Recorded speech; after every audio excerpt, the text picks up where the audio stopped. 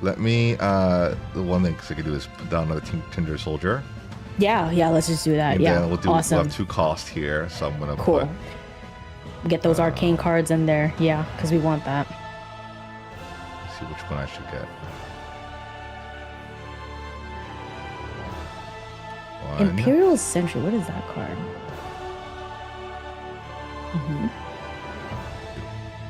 Two. Okay. Oh, sorry. Can I undo? Yeah. You can always Yeah, do I that. just We're wanted in to- a learning. We're in a learning. This is not like store champs. Yeah. So I'm going to put this in here. Yeah.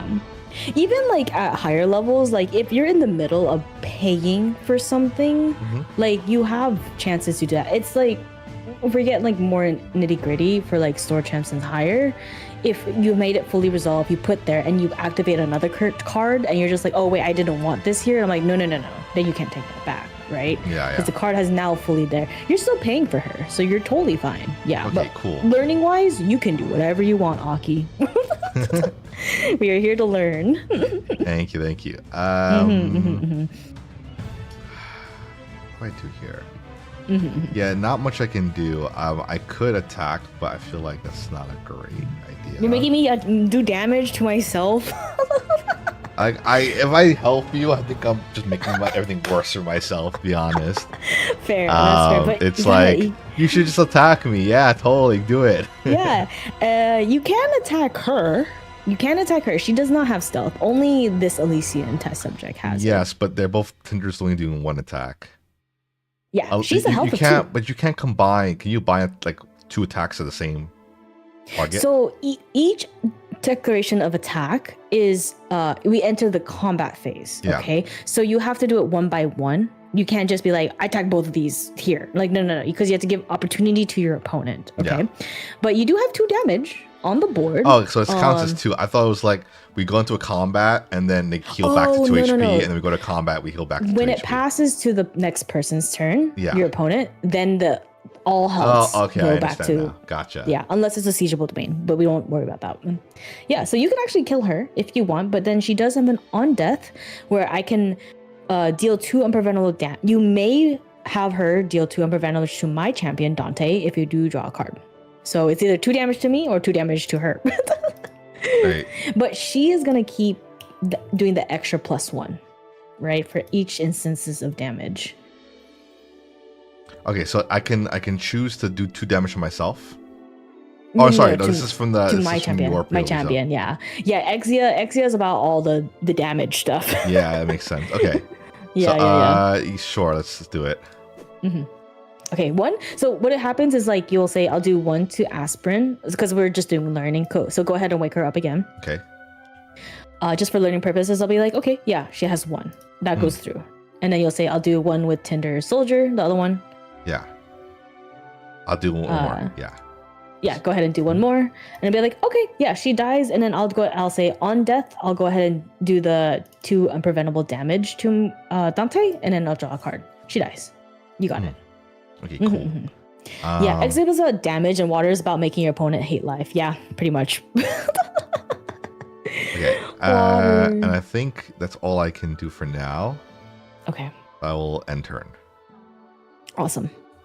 I will go ahead and start my turn. I'll wake up. I will go ahead into my materialization phase. We're gonna go ahead and get a nice card called Crimson Vein. 0 cost material regalia item. Cleric Mage. If Crimson Vein enters the field with 3 blood counters.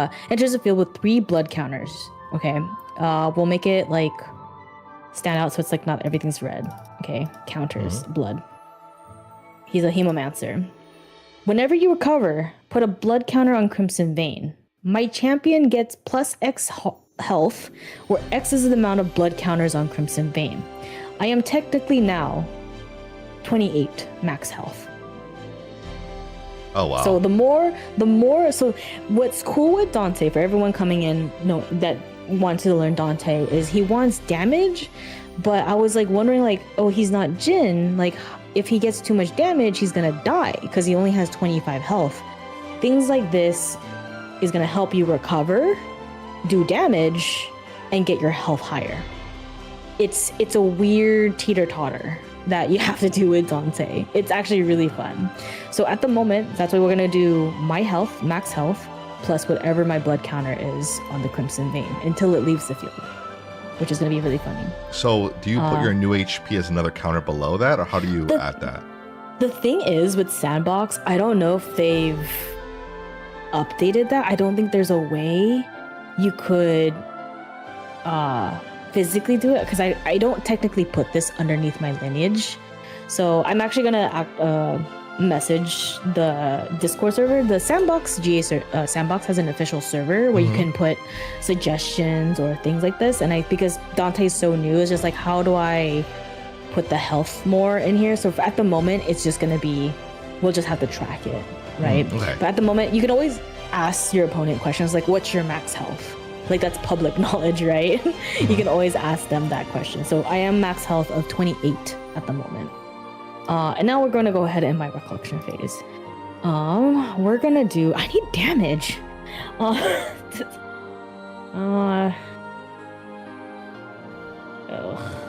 I wish I could help you there, but I wish I could help you there, buddy. I was like, me too. I'll go ahead and recollect. Yeah, is recollection okay? Yeah. Draw main phase. We're gonna do something funny. Whenever you cover, whenever you empower spell damage. Oh, I totally forgot the Hemoflex. I forgot to recover 2 from his ability. I missed that trigger. Oh, let's do. You know what? I have a lot of reactions I want to do funny for. Organize these cards a little bit. You know, I'll pass. I want to pass. I want to see you. I want to see you go to advanced element. Okay, I try. Yeah, all I right. know. It's really tough if all your hand is arcane, but you can now level up. Yes. You can level up. So because we want to show chat these advanced elements. Yeah, for sure. Okay, so let's discard. Continue. Materialization. Yes. I'm going to upgrade to level 2 now. Hell yeah! Very exciting. Yee! Yeah, and then I'm gonna pay pay it, so I'm gonna do a random banish. Yes. Right? Awesome. And then Chemistry. I'm going to sacrifice the floating memory for Jinkiet. Well done. Yeah, and now go ahead and read to everyone.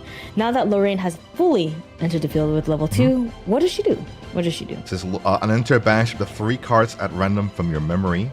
For each card banished this way, draw a card into your memory. If that card's an advanced element, put a durability counter on a sword weapon you control, and it gets +1 power at the end of the turn.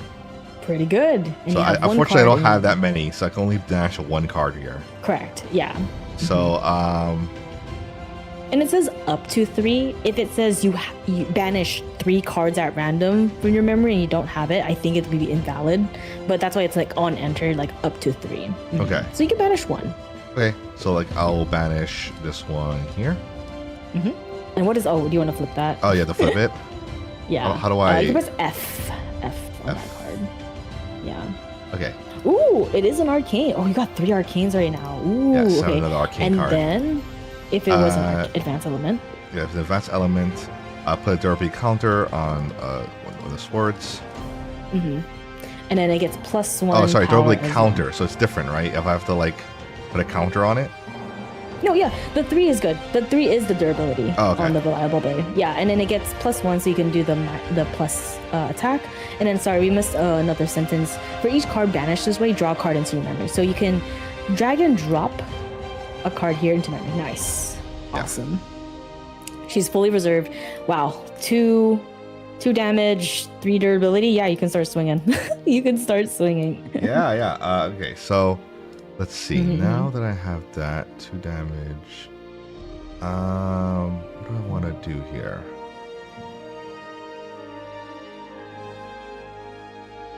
I still can't really do much. She only does 2 damage now, right now, right? Yeah.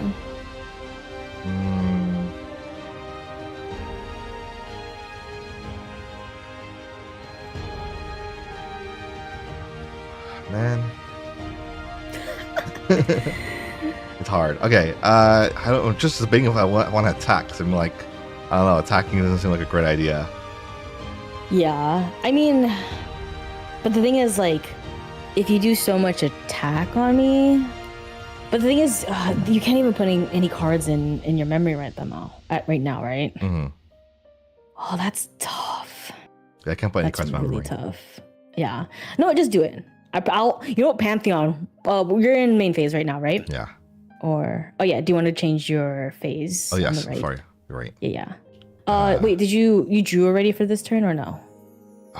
I don't think you did. I don't Sorry, think you I did. did not. I did not. Yes. Okay, Yeah, so yeah, it's yeah. recollection. Recollection is good to go. Yeah, go ahead and do your draw. Okay.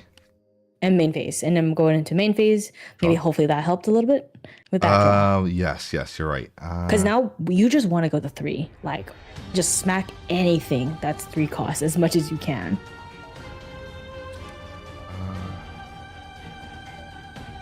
Okay, I want to play this. Oh, Tender. that is the perfect card.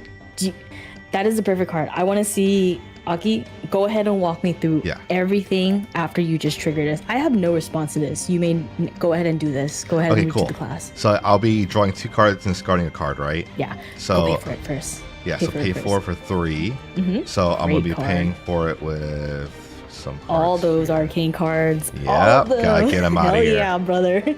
Get him out of here. Awesome. Yeah, no, done. That's a great card. That literally got you to now back to the game. Okay. Yeah, so I needed something. Okay, yeah, and then now I can go ahead and draw 2 cards. Go ahead. And then now you get to discard a card. Discard a card. Mm-hmm.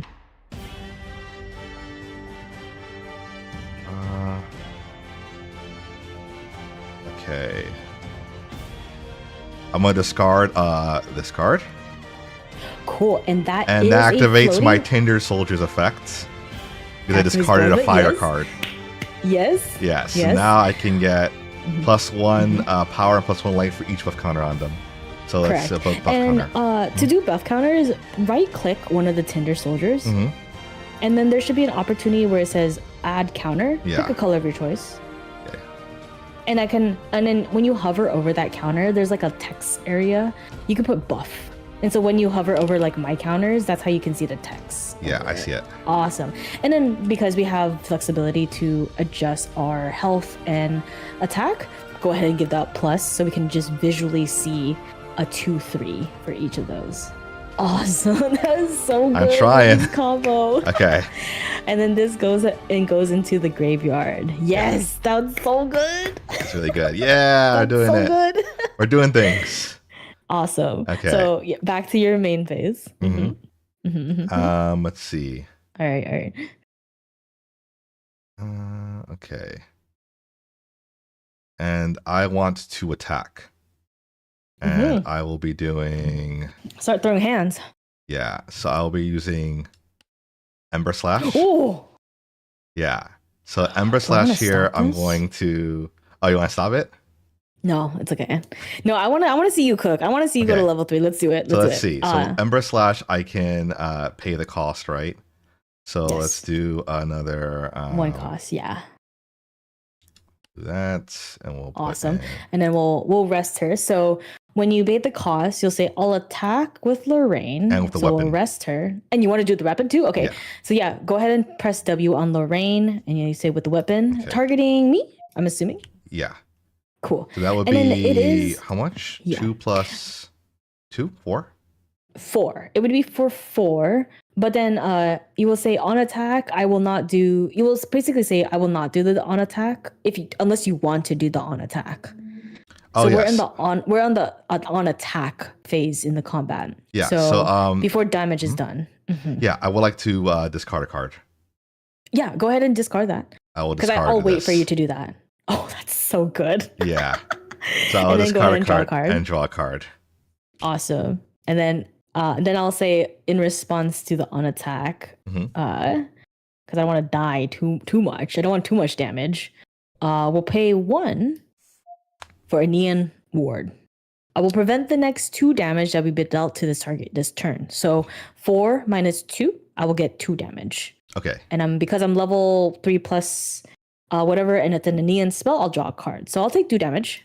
Okay, cool. And I'll discard Ember Slash. And then because that has resolve. And then this lose a durability because damage had to be done in order to be prevented. So it loses a durability counter. Wonderful. Okay. Woohoo! We're doing Very it. exciting. We're doing it. Okay. Okay. Awesome. And unfortunately, I can't target your Elysian test subject, right? Because it's because she's stealth. Yeah, there's a term called true sight that can you can basically give your hands like to get away from stealth, right? But you don't have that, so you have no interaction with her at the moment. So you could just do 2 + 2 damage to me if you want. Yeah, you go ahead and declare those attacks one by one. And then see, now it gives me the opportunity, like, do I want to do something? No, we'll let it go. I'll take the 2. Go ahead. Okay. Yeah, I'll take the 2. 16 damage? Okay, I'm scared. This is not a good thing for me, actually. All right. I think all I'm doing is just setting you up for power. Possibly. Yeah. Welcome in, you guys. Welcome. Okay, so I will continue now to end phase. End phase. Oh, do I want to do anything funny right now? I kind of, I'm going to do funny. I'm going to show you a great example of an end phase. Okay. Think I'll have to do, I'm going to pay 1 in your end phase to do 1 unpreventable damage to me. I'll empower 1. Okay. Yeah, just that. Because it's still your turn. Yeah. I will tell you that. And then I will do 1, 2, 3. Nascent Blast. 3 damage to this Tender Soldier. Okay, 3 damage? Gotcha. Yeah, 3 damage. Okay. Because it was empowered when I did hers ability, right? It goes back to my memory. And I lose the empowerment. Yeah. Oh, I see. So the buff that I have on my Tender Soldier, did that last the entire turn or does it expire? It's gone. So when the unit leaves the field, when an ally with a buff counter leaves the field, but then comes back for some reason, there's like things called like you can like flip it like a patty. They lose it. They lose the buff because they're entering the field as a new unit. Oh, I see what you're saying. In a way, yeah. But what about this one that I have, this Tender Soldier that I have right now that's still in the field? Right now, it still has the buff. Oh, okay. Until there's ways where I can like maybe put it in the ban. It's like a win mechanic. Win element cards, there's a term called suppress, where you basically put that item or object temporarily in the banishment, and it comes back in the field at your end turn. Because it physically left this gray area, the field area, it's no longer, it loses the buff counter. I see. Yeah, but at the moment you still have it. But the other one that died, it's gone. She's dead. Oh no. She left the field. Yeah, she left the field. Great questions. These are actually really great questions. You and I think the last one I did with Yuki, the learn to play from dual leveling, were amazing questions. Are you going to play Chateau? No, we're not going to talk about that. Don't worry about that. Aki has so much in his mind. I will go ahead and start my turn. Okay. And I'll materialize something. Oh, I probably should. Oh, I already misplayed. I could probably do I want to do that? I have damage on me, but not enough. Not enough damage. Okay, I'll try to attack you more next turn. Right.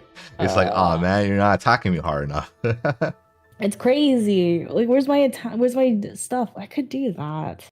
Because now I need to think, like, what do I want to empower? Oh, yeah, I could probably do that. No, I'm going to do this. We're going to slow down a little bit. I'm going to materialize my own terror frame because you're swinging at me, right? I'm gonna try to stall a little bit. So now we're going to recollect, right? Not recollect yet. I'm going to go ahead into my recollection phase. And I want to see anything. Spice it up a little bit. Oh.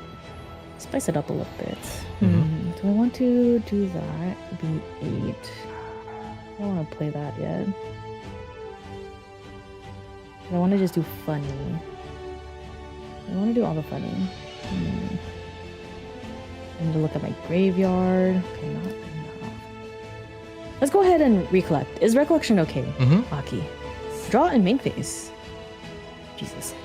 You know what? We can do this. Why not? 1, 2, 3. She's back. Back again. Keen Time Binder. Whenever you empower for the first time each turn, it gets +2. Oh, thank you so much for the hydrate. Okay. And then I will do. Let's do 1, 2, 3. Playing a Water Exalted card. Pure Cythothins. I can't say her name. She's really cute though.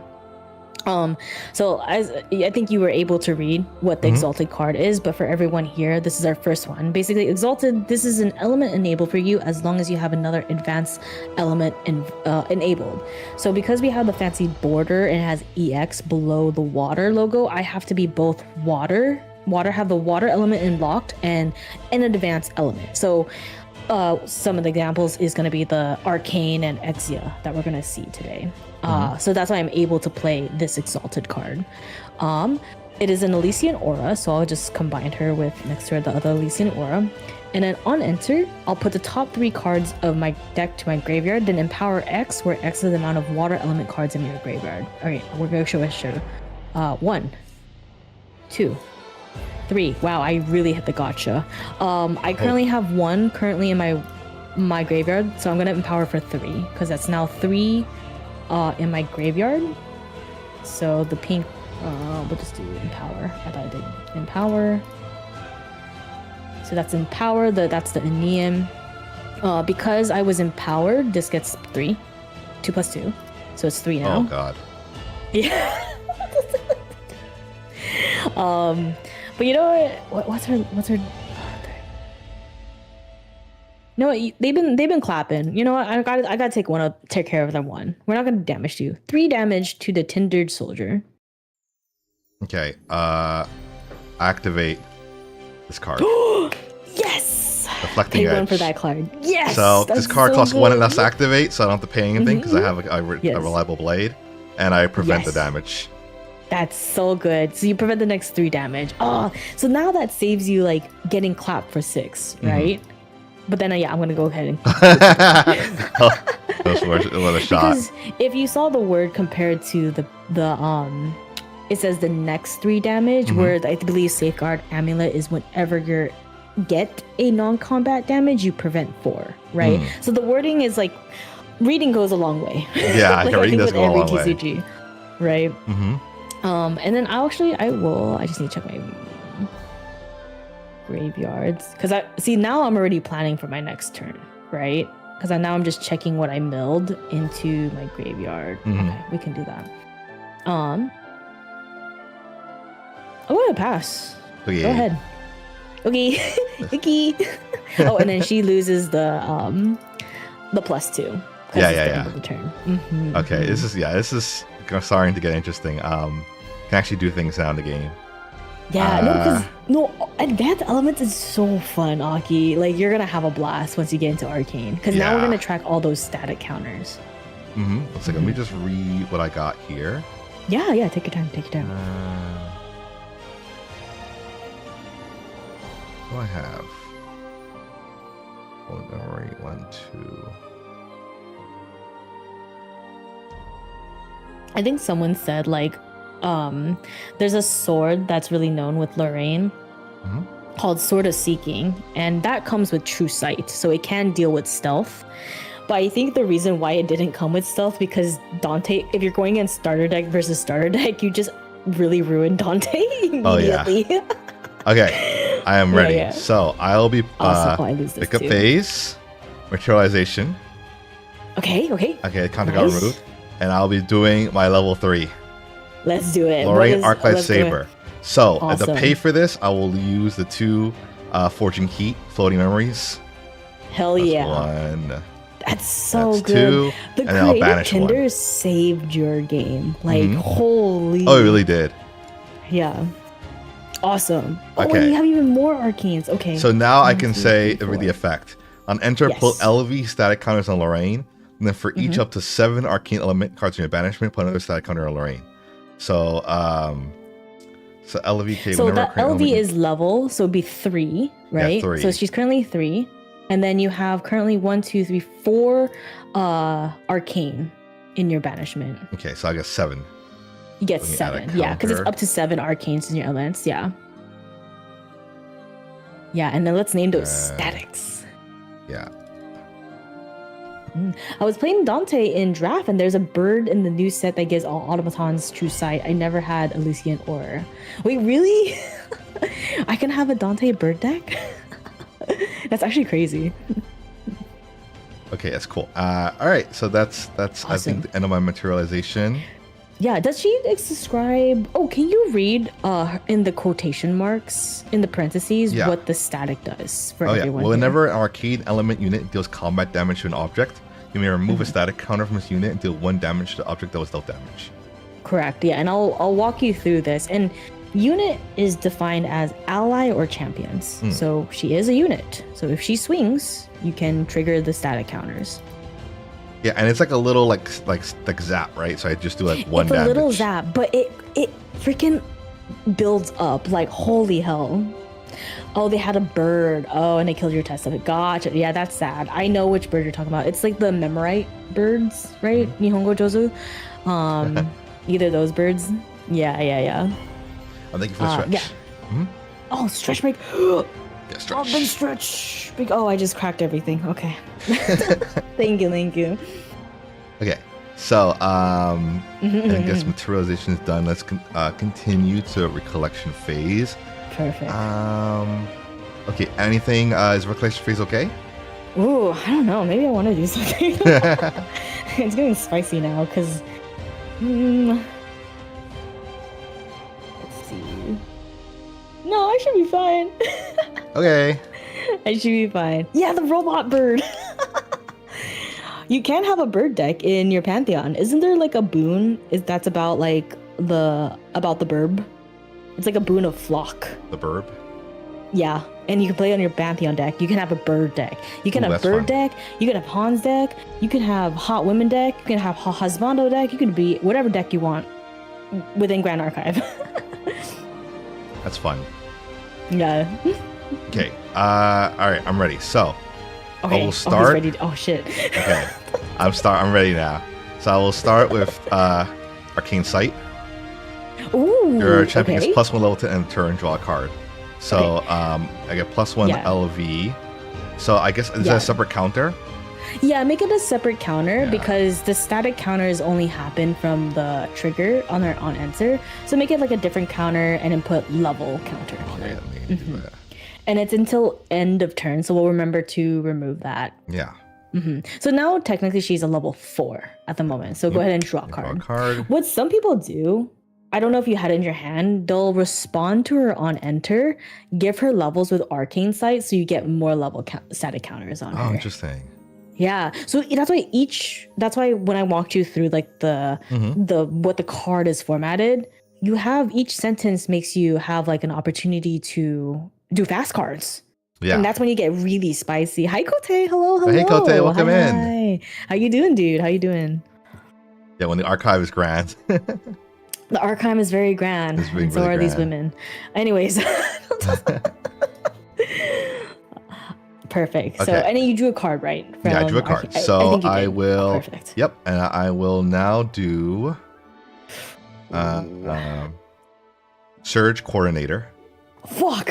Sorry. That was big. So it says on enter, put L level plus X -3 static counter Surge Coordinator.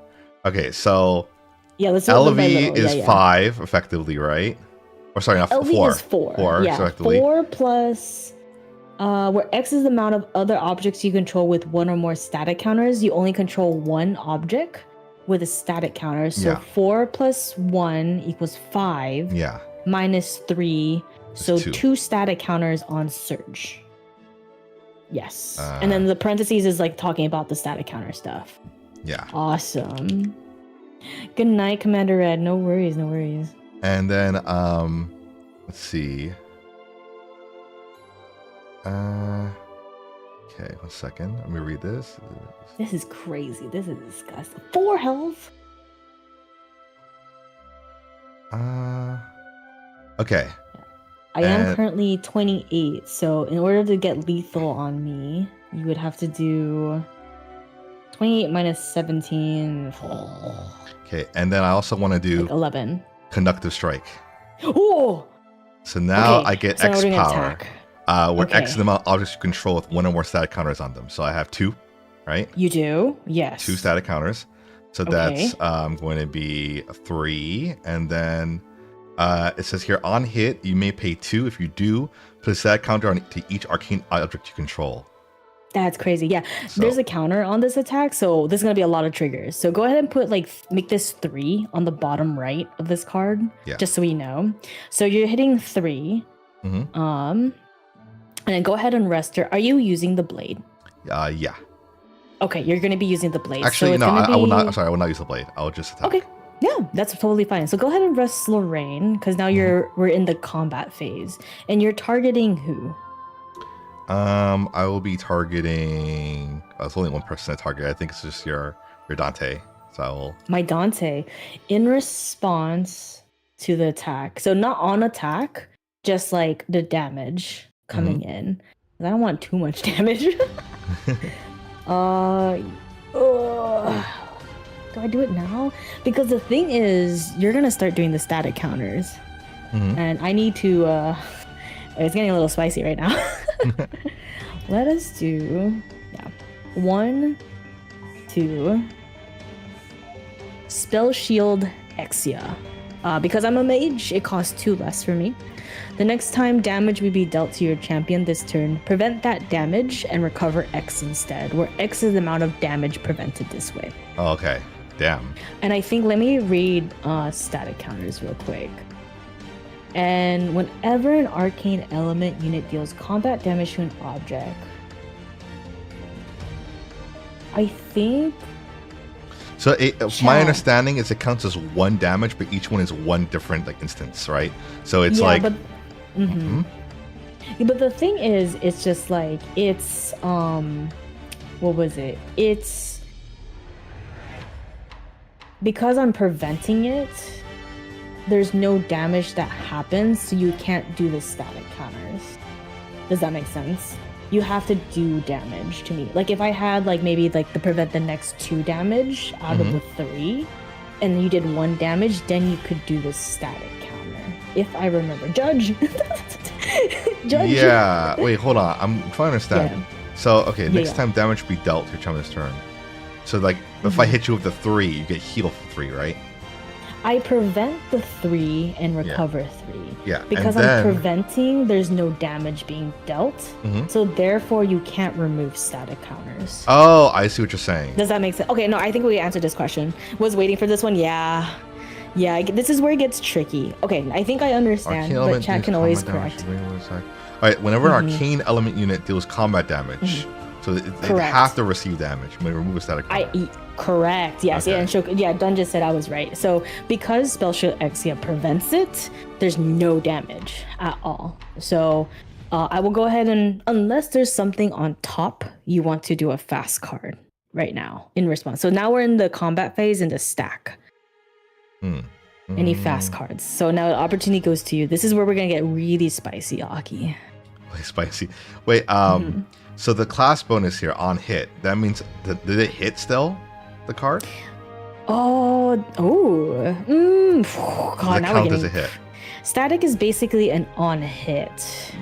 I don't think it hit. No, oh, it didn't hit. It says here. Yeah, because it prevent you have to do damage. Yeah, I remember now. Because you have to actually get the damage in, even if it's a 1. Then your on hit and your static counters you'll be able to do those. I understand. If that makes sense. Yeah.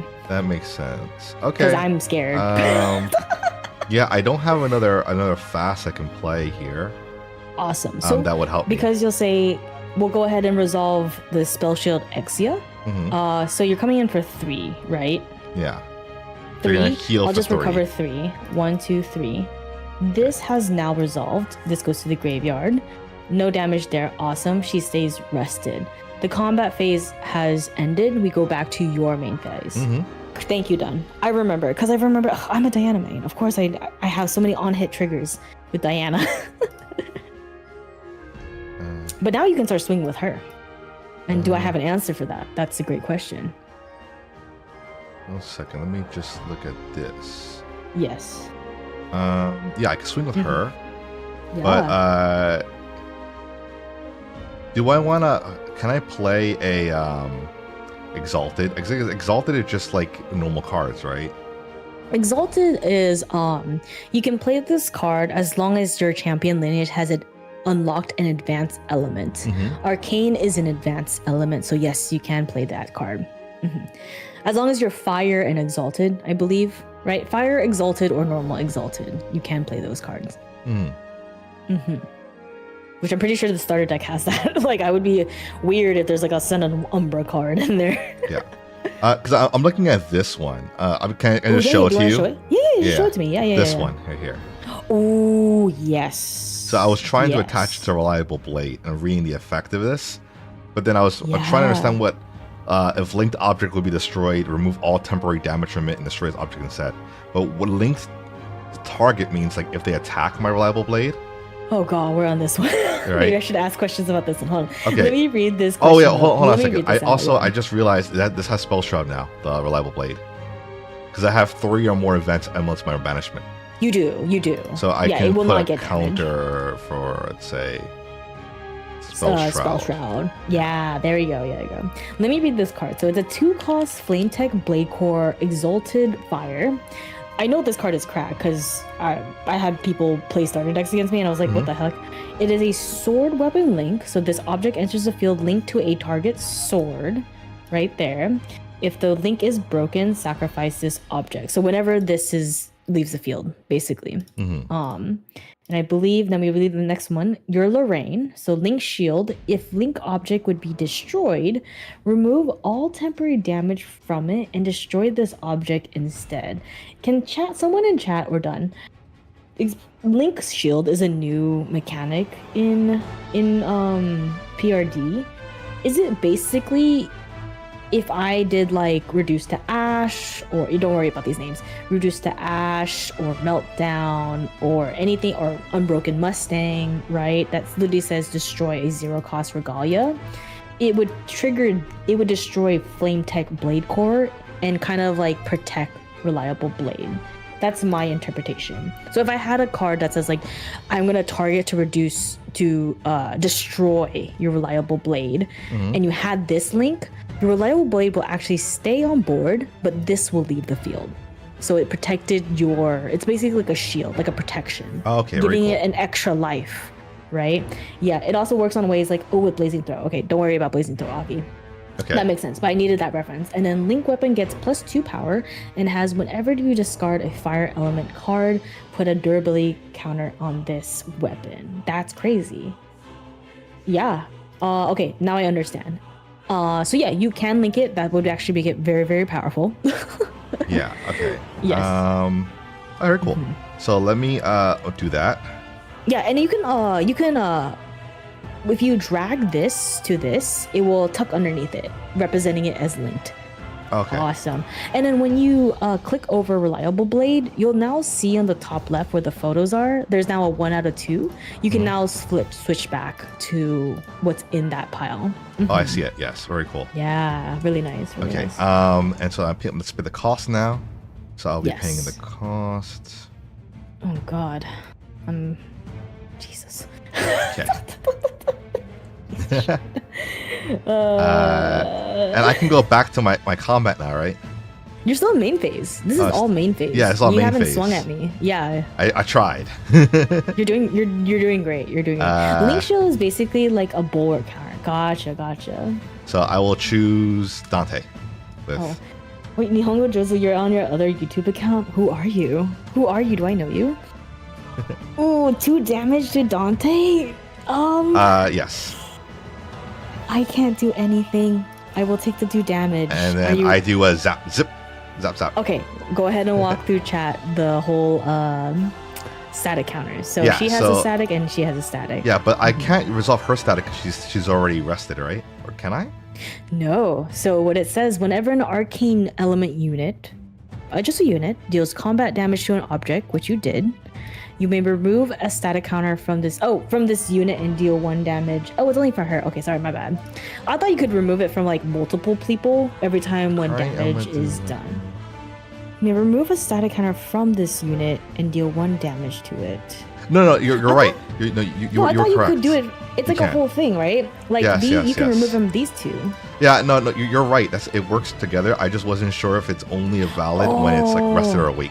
I didn't know if it's like counters separate. Yeah, no. I think they exist think of, separately. Like static as like spells, right? Okay. You don't need to swing hands. You just do your thing, right? Like what Dante's doing. When you're like swinging with a bat, like with your W, then you have to rest them. Okay. Then you gotta rest it. So I remove 1 counter. Is it 1 damage, right? Yeah, 1 damage for each. And then each time you remove, it gives me an opportunity to play a card, right? But no, I'll get the 1 damage. You got that. And I will also do 1 from Lauren. Awesome. Yeah, hopefully that Eva's 1 minute of static counter did help a little bit explain that. Yeah, it does explain. Thank you. I think thank you. Awesome. I think I'm done. It's end turn. You think I think I'm done. I think I'm done. I'm ready. I was like, okay, I'm gonna die. No. I think you're good. No, we're still cruising. But you are pretty low in influence, right? So influence in TCG terms is basically the amount of cards hand plus memory that you have. So you have 4 influence. I have 5 plus 4, 9 influence, right? So that's a great question to always ask your opponent. I'll go ahead and wake up. Everyone woke up. You're just 28. Okay.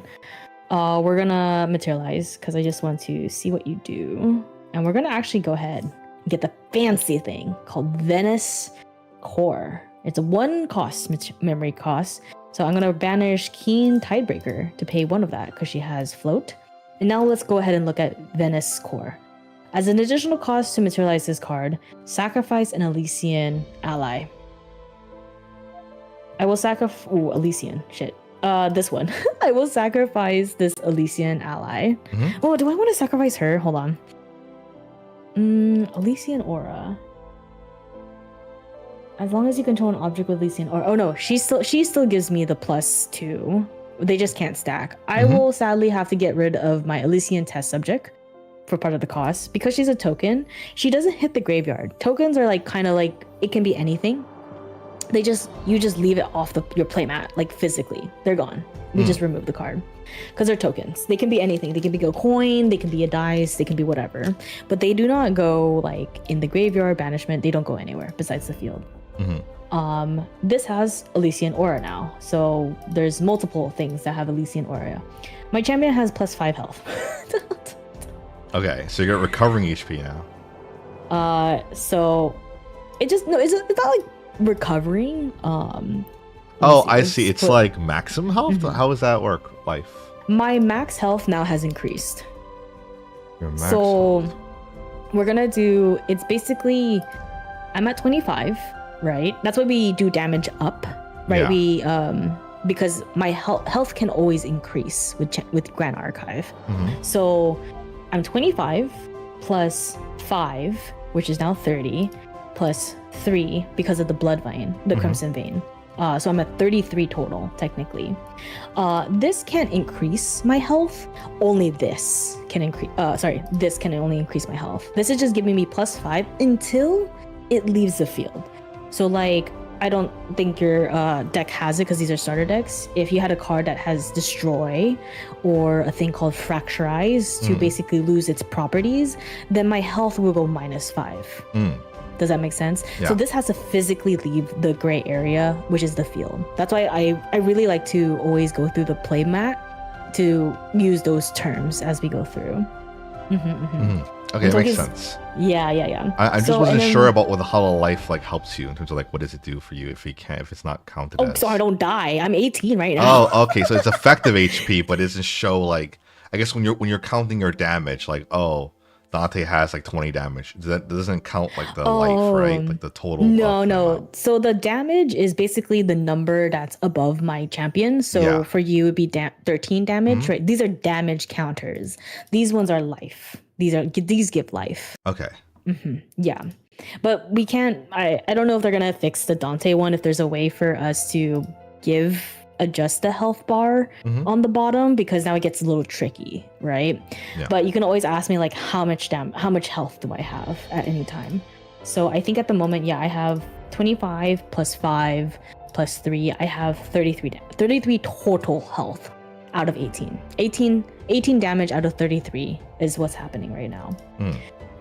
And then when I'm Dante and I have reached a threshold, when I reach 25 damage or up, a neon spell card's activations you control cannot be negated. I'm not there yet. Soon, I will. Yes, always communicate with your opponent with any public knowledge. Of course, don't annoy them, but like you can always ask. Yeah. So that is my materialization phase. So now this is like where it's like the teeter-totter. Like, do I want to do damage to myself? Now I'm in recollection and I'm looking at my cards in my memory if I want to do stuff. Yeah, no, don't annoy them if they want to crash out. I'm like at a weird threshold right now. I think I want to. I just need to be 2 more. So let's do 1, 2. I'm gonna go ahead and rest him to do 2 unpreventable damage to me and empower 2. So we'll do that. 2 empower. Cool. I'm acted as level 7 right now. Recollection is good, and we'll draw. You have 2 cards in hand. I'm assuming one of them is Deflective Edge. Yeah. No, maybe. I mean, that's what, like, the thing is, I know is just like, okay, you're Lorraine, sword. A good way is like if you know the cards, like it's probably Deflective Edge, right? So I have to always keep that in mind, but it comes with practice and knowing the game. So now we're in main phase. I'm empowered still, and I'm gonna go ahead and do.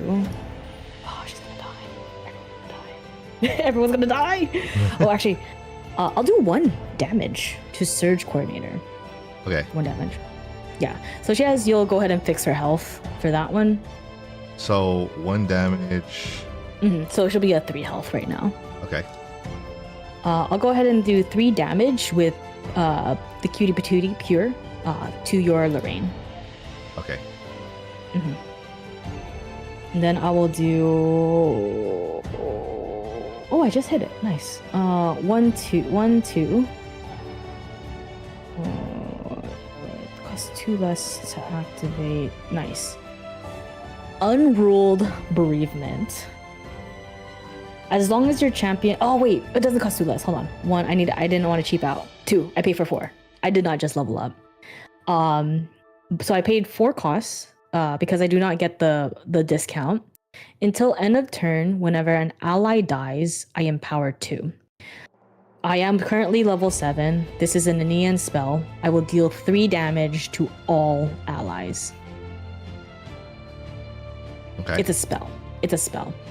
Deflective Edge, can you tell me, is it combat damage or the next damage?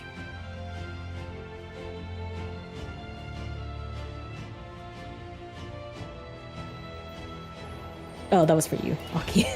Oh, sorry. Yeah. Sorry, you said 3 damage? Yeah, it's 3 damage to all. Deflecting Edge is combat. Thank you. Yeah, so this is going 3 damage to everyone. So she will die. She will not die. She will die. Okay, interesting. Okay. Yeah. Okay, and then she will die. She has 1 health left. And then until end of turn. So I lost the empowerment 2, but until end of turn, whenever an ally dies, empower 2. So 2 allies die, so I still keep my empower 2. Sorry, there's a lot of triggers on this one. Because whenever an empowered spell action, which was this, and now we're looking at Dante, you control, deals damage for the first time, which it did, I will recover 2. It's going to be confusing. So I will recover 2. Because I recovered, we go down to Crimson Vein. Whenever you recover, put a blood counter on Crimson Vein. Okay. It is insane. This whole, like, it took me like 5 games, starter decks, to get this mechanic. Okay. That was all from that. Yes. And now It's back to my main phase. Okay, It's this is confusing. Yeah. That's why I have to. I'm also walking through it myself too, but also for people here to also cat. Yeah. She's playing with custom cards. That's insane. So now my health is 25 plus 5, 30 plus 4, 34 health in total.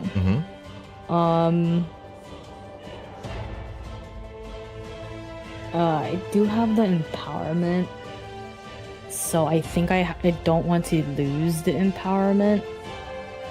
So we might as well do cost 3 less. We'll do 1, 2. Hemoflex Drain to Lorraine. I'm currently level 7 at the moment. Oh, it doesn't cost 3 less for me. I don't have damage. 1, 2, 3, 4, 5. 5 down. 5. I put 5 down. So I had to read. You go 5 down. Okay. Yeah, because I'm not 20 plus damage because of all the recovery. So you see how it's just like, oh frick. Yeah. I will do 7 damage to Lorraine with the Hemoflex. Okay. Unless you can prevent any non-combat damage. So 7 damage will be done. Then I recover. God. 6 or Then 7? I recover 7. 1, 2, 3, 4, 5, 6, 7. This loses empowerment. We don't do Dante's because it's not the first for the first time this turn. So I don't recover 2, but because I recovered from Hemoflex, this gets a blood counter. And then this resolves. I am now 25 plus 5 plus 5. I am 35 total health. I will pass the turn. Oh God. But do you see how it's like he gets damage and he heals, and Crimson Vein ups his these two Exia Regalias ups his health. So it's like I'm trying to really find the balance. Yeah, I love Dex interactions, lots of moving. It's a lot of moving parts, right? A lot of moving parts. That's why I have to kind of walk through you guys where I'm getting these interactions to also make sure I understand as well. Okay, so wake up phase. Yes. Materialization. This is not good for me. It's really tough. Really tough. Let's see. Because, yeah. 35 health? Oh, so yeah, 35. 25 plus 5, 30 plus 5, 30. Yeah. Correct. I think I said 30 or something. Yeah. What do I want to do here? Gross. I went up to 50 last time before. I went to 50 and I was just like, oh yeah, I could just use Dante's Unpreventable. Nice. Need a Shade. Oh yeah, Shade Mist Priestess would go super well with this. Okay. Is Shade Mist Priestess every time when damage is done to you, heal 1 damage? Oh, that's gross. Ew. Ew. Okay. What can I do here? Let's see. All good. Oh yeah. I can. How you play this one? Yes, fulminating thing. Yeah, go ahead and play that. Go ahead and remove the level counter from your champion as well. Oh yes. And then that will be 1 static counter. Yeah. Fulminator enters the field with level -2 counters on it. Correct. Yeah. Oh god. Now you have 2 objects that have static counters. Yeah, 2 objects have static counters. We're doing something. Okay. And I'm going to go to Recollection. Recollection's good to go. Yeah. All right, good to go? Okay. And so this is not going good for me, but we'll try. I believe. I don't believe. Just come out of left field, be like, what? But it is a lot of damage to get on me.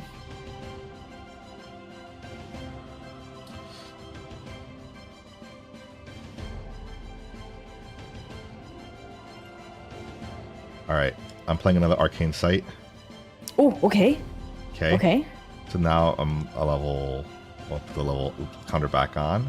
And draw a card. Yes. And then I will discard this. Awesome. And then I will.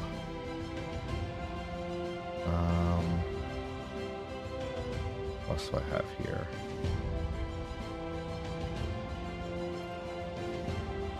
Another search coordinator. Oh God. Okay. And then I'll add a counter. Frick. Okay. Yeah. So it's level. So this is gonna be 4 plus X number of objects. So I have one. No, I have two other objects, right? 2 objects, yeah, because it's an on enter. So she hasn't hit the field yet. So it's to have the 3 static counter. static counter, right? Correct. I believe so. Yeah, 3 static. And then, okay, that's good. I'll pay the cost. Let's see. We'll put this down here. Yeah. Okay. I know you're just learning, but for everyone that's watching, before you do the on enter, you always pay the cost first. Oh, okay. Because if you don't pay the cost first, she hasn't really entered the field yet. On enter, she is physically in the space. Yeah. But you're fine. You're fine, Aki. You're doing your best. Okay, you're doing great. Oh, okay. Gotcha. Yeah. Let's see. And what else can I do here?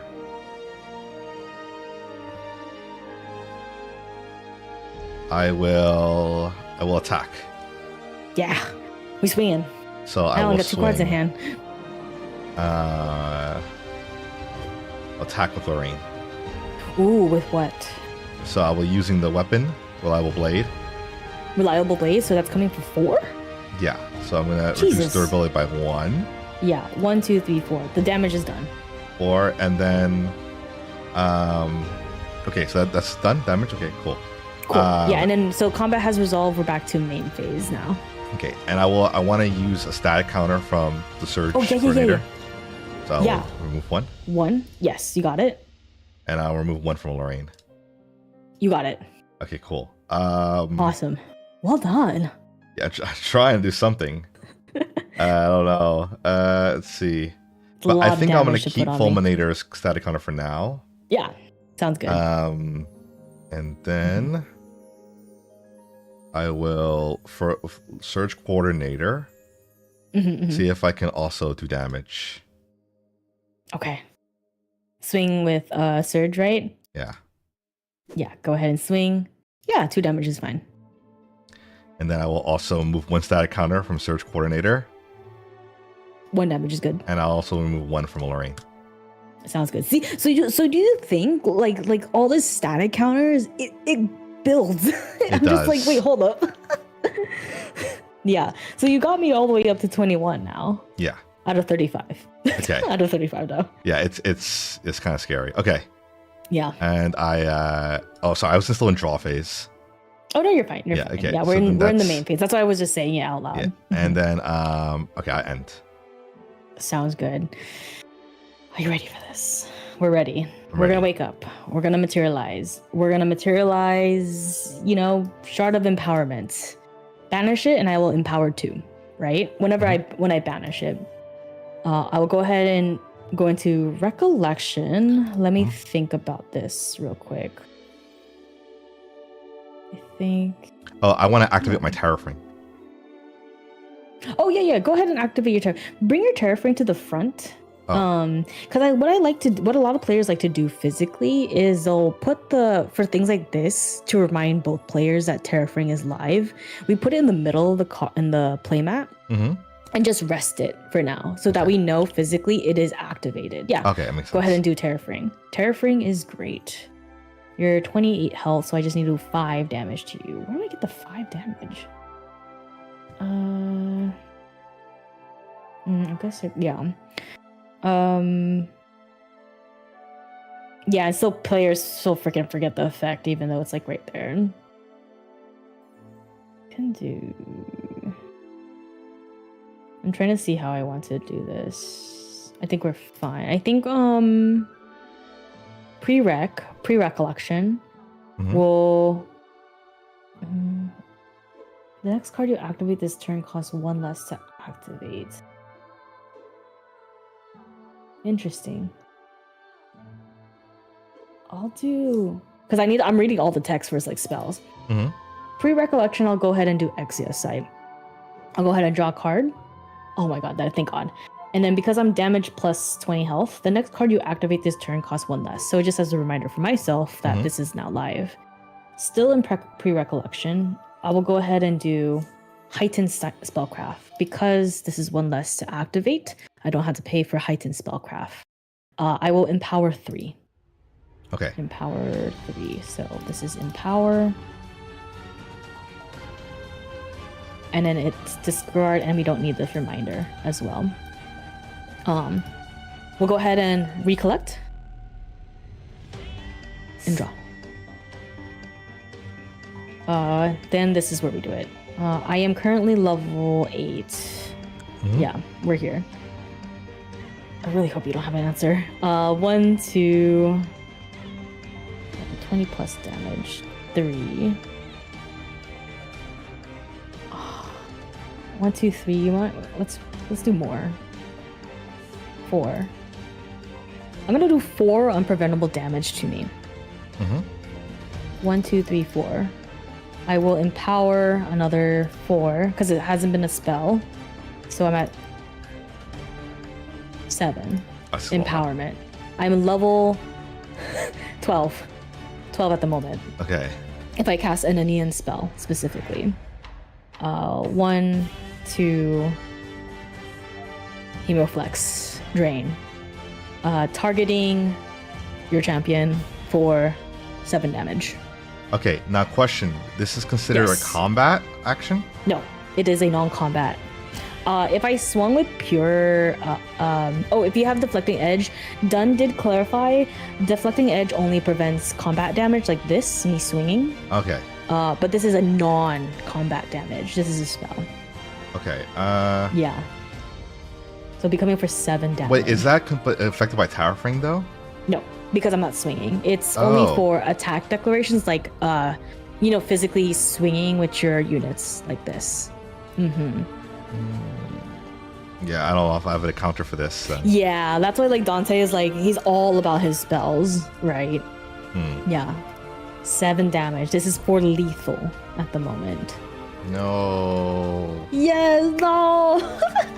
And then I would recover and then get more health from there, which is that's why I like but GG Aki before we go into thinking in these decks, but GG well done though. I think what it was is like the brick was very unfortunate. Was very unfortunate, but it was cool really seeing you try really piloting once you got to Arcane the static counters.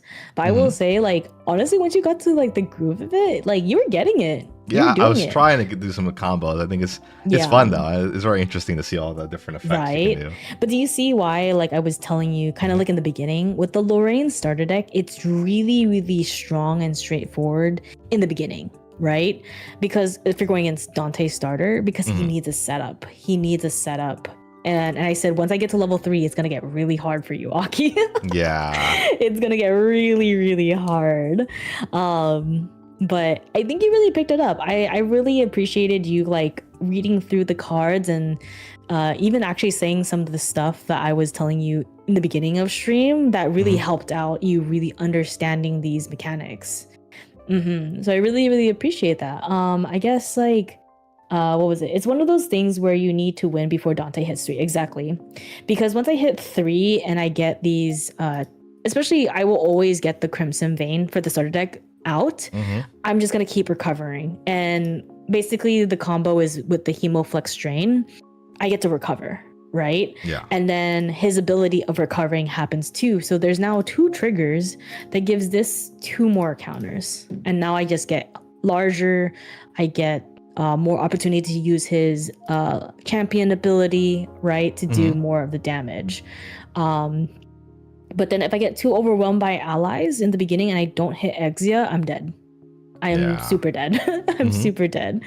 But yeah, no. Well, Aki, I think that's honestly a great game we can end stream in. For any last thoughts, Aki, what are your thoughts so far for learning Grand Archive? Oh, I think it's really good. I think it's Yeah, really yeah, fun. There's a lot of interesting like mechanics and yeah. card combinations here, and I think thank you for so much for teaching me Of course, everything of because course. I think you were really the way you slowly went across the board also helped me understand a lot, and also like Hmm. telling me a little bit about what are some of the thoughts like when you're thinking out loud about what you're thinking, what you're planning also helps a lot Yes, to like understand because I think that's the yes, biggest thing is like okay, in order to activate this, this is what I need to do, and these are the cards yes. that I'm looking for, and this is what I'm actually Hmm. like your end state. I think that's very important.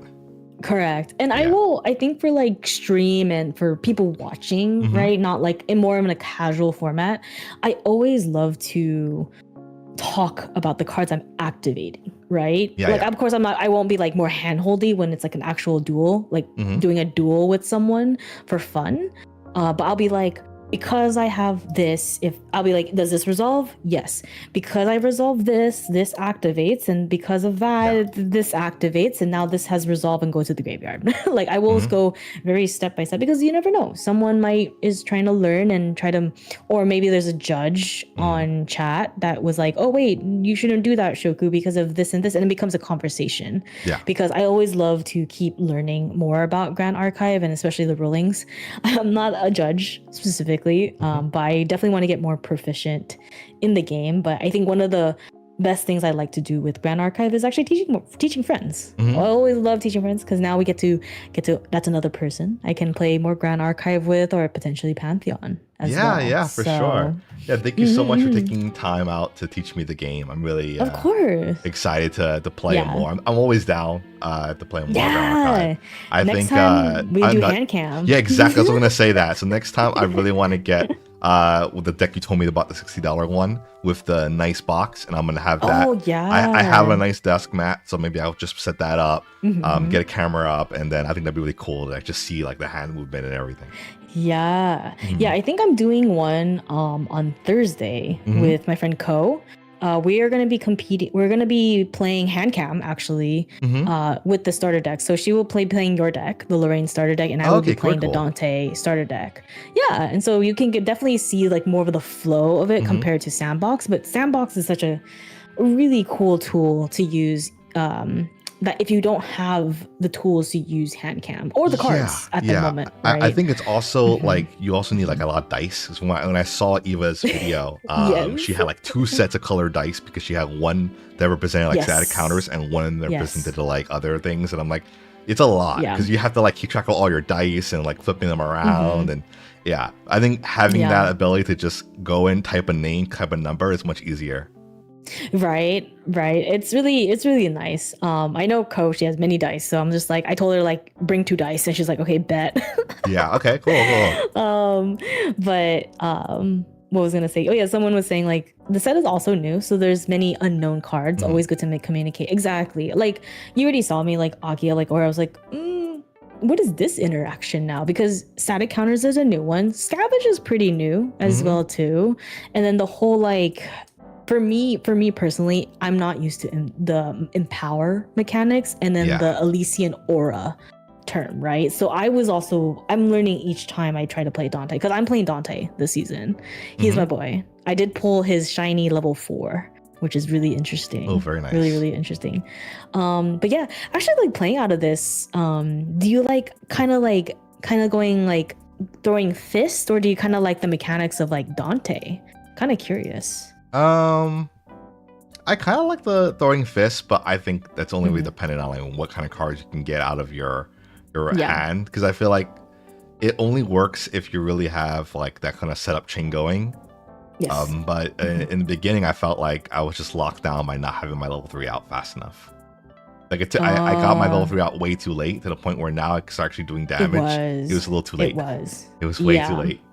But I mean, you did Mhm. brick, and so we tried to do our best. Like, for the learning purposes, like I pull out my bauble, right, Yeah, to get thank that you. draw card. Mhm. But then the weight was so good. Like you pulled out Creative Tinder, and it just honestly, if we weren't in the situation and you had created Tinder and you play that got you out of that situation immediately, right? So when in doubt, if you're bricked, like you play that card. We just gotta keep digging, right? Yeah, sure. But yeah, usually some champions for me personally that I recommend, and chat can always say their 2 cents too. The champions I recommend for newer players are definitely both versions of Lorraine. There's another Lorraine version from the first set that's very straightforward. This Lorraine is really fun. It's pretty much the same, but just really is just the static counter mechanics. Okay, interesting. That's why it's like very allies, like ally heavy. Another champion is Sylvie, is a good one. Sylvie Slimes. There is a Sylvie Recollection Light. So it doesn't have like the fancy like big deck box, but it has all the context to start playing that deck. It's actually really pretty good. And you have cute slimes with it. Another champion I recommend is... What's another one I actually remember? Yeah, I think really Lorraine, Sylvie, and CL.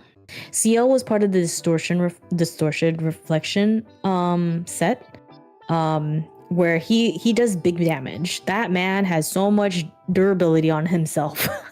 He is a guardian class, so they have higher health and they can hit hard. They can hit a lot. Yeah, except with the baby grinder, we don't want to worry about that. So those are the three champions I would recommend. One is a warrior, which is Lorraine. Sylvie is a tamer, so she has all her friends fighting for her. Yeah, I'm looking at Sylvie's cards. They're really cute. They're so fucking cute. The thing is, I came into Grand Archive when Sylvie was really strong, and I was playing like a pretty difficult, like weaker deck, and I was just like, slimes are like my PTSD. Oh, the slimes are hard to deal with. Yeah, because what they are is if they can swing, right? But then they're like, oh, if they die, something else happens. I'm like, what do I do? If I don't kill them, they kill me. If I kill them, they buff something else. I'm just like, what do I do? Oh yeah, also Goja. Goja is another tamer, but she is kind of think like Three Kingdoms inspired, where she has like a big Shenju, where you kind of go on a quest, but basically kind of similar mechanics like tamer wise. So those are actually four champions I highly recommend. Other ones can get a little bit complicated, but if you like your waifu or husbando, go for it.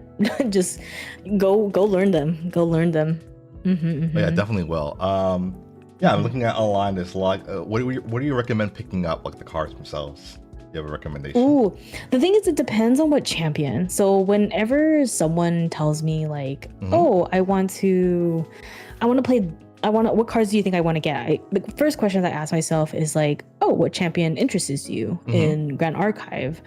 And they would say, maybe they say Diana. She is a ranger, right? I'm gonna recommend you. Then my next question is like, oh, do you like aggro, which is the fire archetype? Do you like control? Do you like having a hard time with your opponents to do stuff? Water would be it. Do you like kind of like mid-range,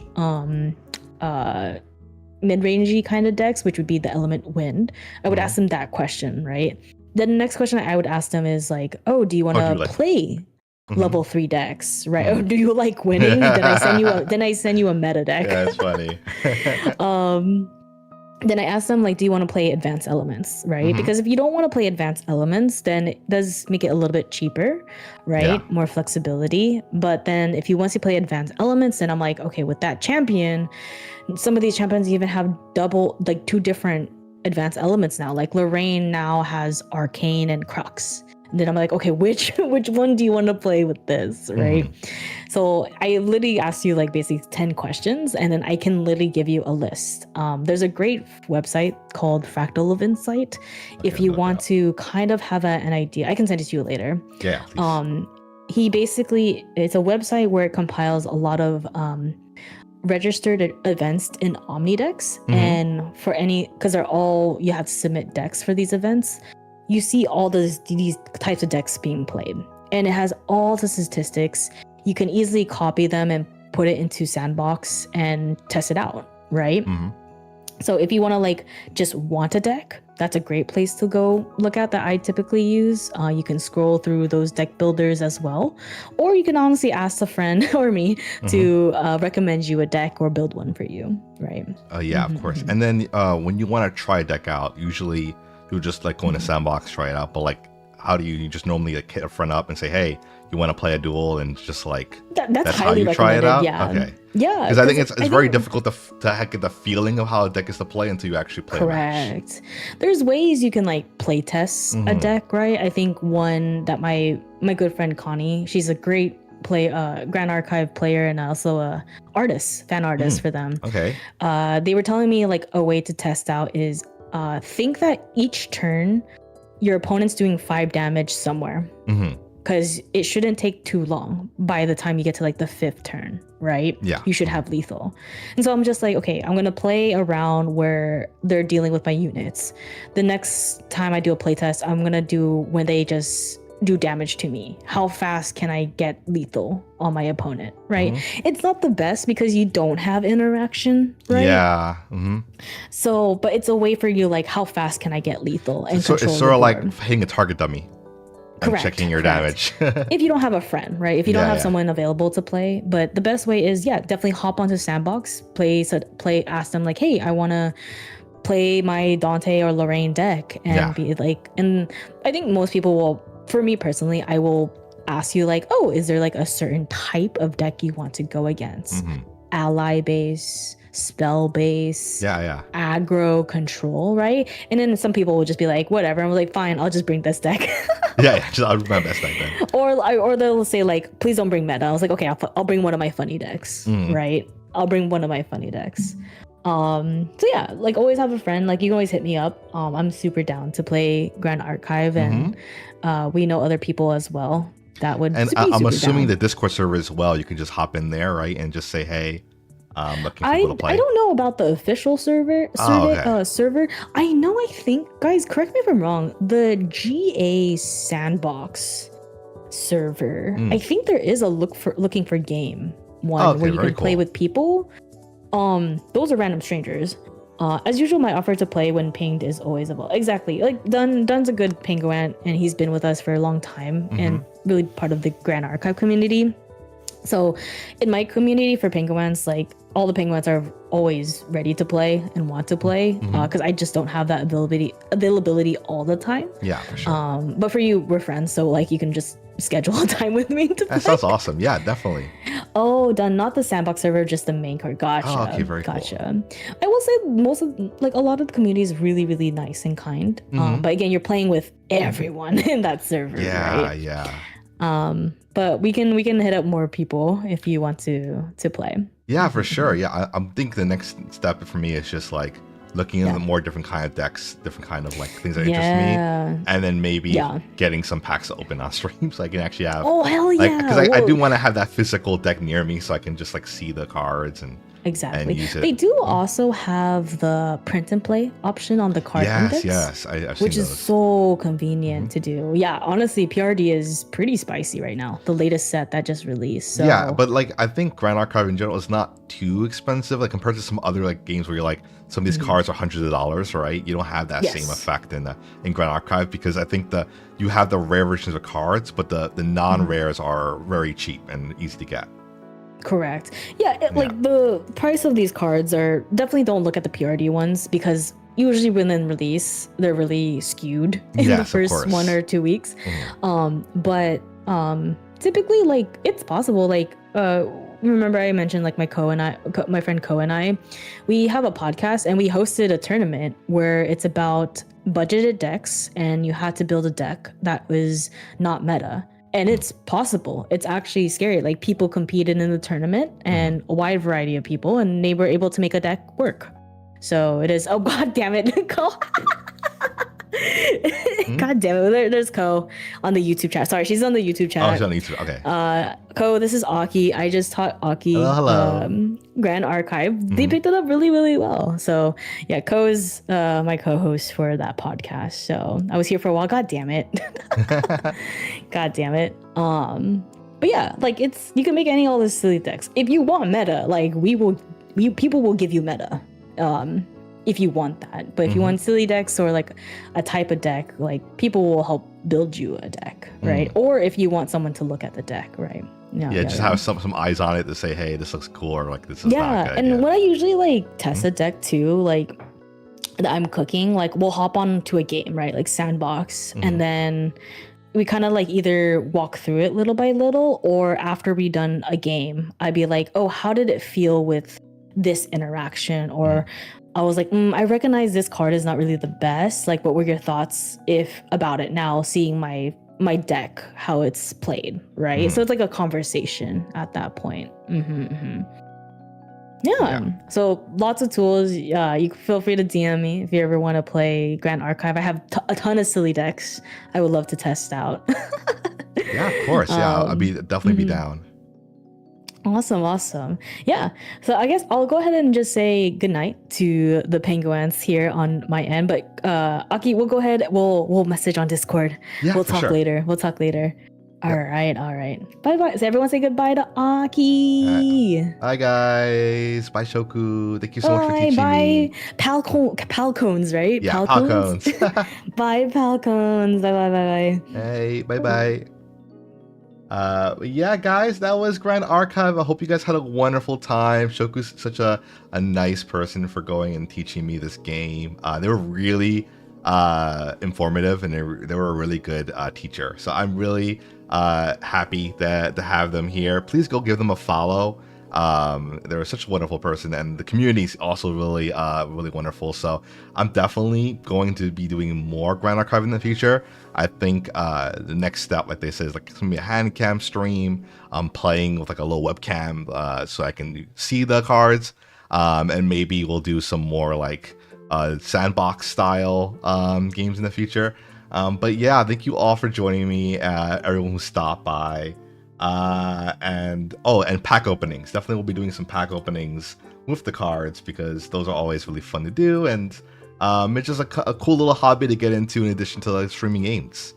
But yeah, guys, let me figure out who to raid. If you guys stick around for the raid, I would really appreciate it.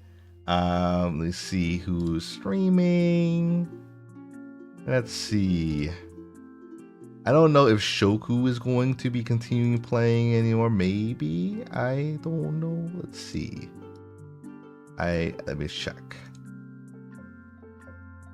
If Shoku's not ending, then we can just go ahead and raid Shoku. Oh, I think Shoku's ending. Oh yeah, never mind. I think Shoku ended. So I guess we're gonna raid one of my good friends. Wait, did Shoku end? Can't tell. Oh no, Shoku did not end. Okay, so I'm going to go ahead and quickly raid Shoku. Guys, have a good one. Take care of yourselves. I'm gonna post my schedule for tomorrow, this week, later on today. So please look forward to that one. We're gonna have a few collabs. I'm playing more Absalom with Mad Martin. We did that a few months ago, and we're finally picking that up again. And I also want to play Splatoon Raiders, which is a game I picked up a lot during my break. Oh, never mind. Oh no, Shoku's ending. Dang it. Shoku's ending before I can raid. Alright, we're gonna raid somebody else then. Oops. I was too slow with that. 1 second, guys. I'm going to raid a good friend of mine. Aqua Sereni. They were just here a while ago. Go ahead and say hi to Aqua. Aqua's awesome and amazing streamer. They're playing Ace Attorney Investigations with another friend of mine, Mana. So please go check her out and say hi. Here is the raid message. The thing ended. If you are not a sub, you can use the first one. If you are a sub, you can use the second one. And I'll see you guys next time. Bye, everybody. Bye. Have a good night. Bye.